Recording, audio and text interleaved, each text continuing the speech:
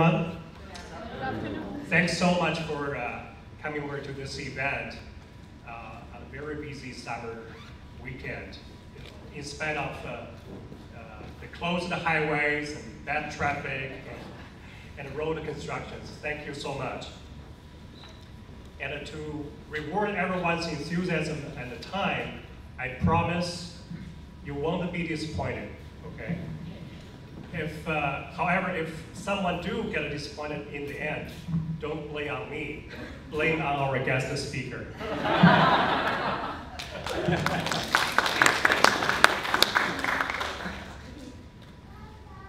Okay, today's event is very special.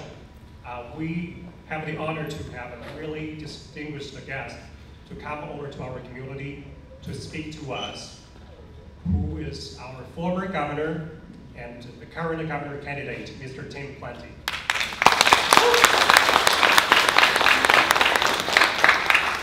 And Tim Plenty is also with his campaign manager, Mr. Corey Miltimore, and with his efforts and reaching out and coordination, we are able to make this event happen. So we also want to give him a thanks.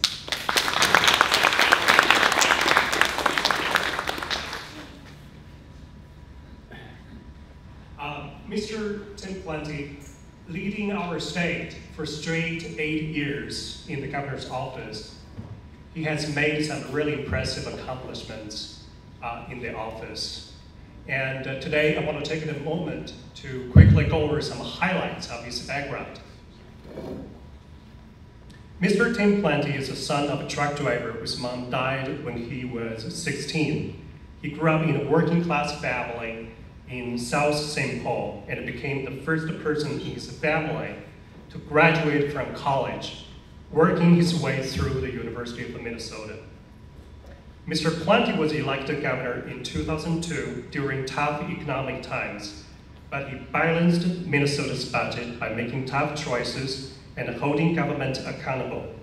As governor, his education, healthcare, veterans, and energy initiatives were widely viewed as among the most innovative in the nation.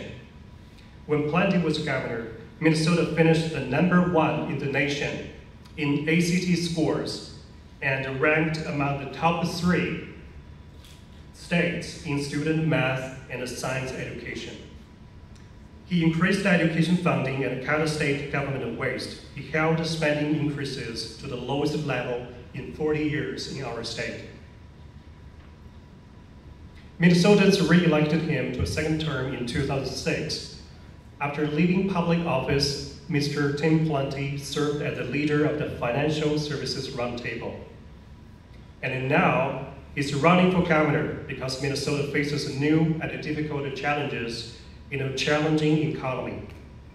His top priority as Minnesota's next governor will be to put Minnesotans, while working hard and getting squeezed, first.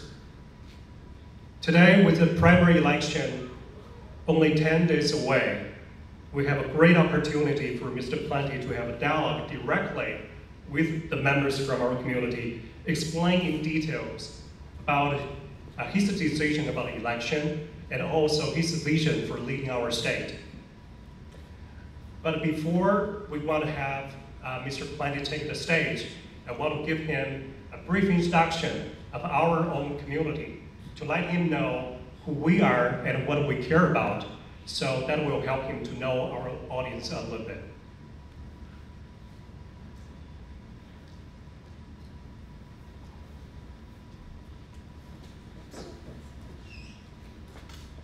I want to start from the very beginning of the Chinese immigrant communities in Minnesota.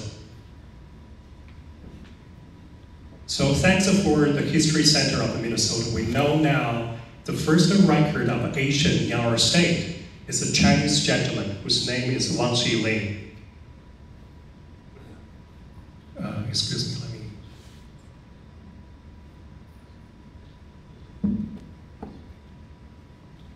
But we don't have Mr. Wang's photo in our record, but we do have the photos of the first Chinese American family in Minnesota. So the 2 photos showing the couple, Mr. Mei Xin Liang and also Mr. Wu, and also their son, Howard. The couple, they moved from San Francisco to Minnesota in the year of 1892 to escape the violences against the Chinese immigrants after the Chinese Exclusion Act of the year of 1882.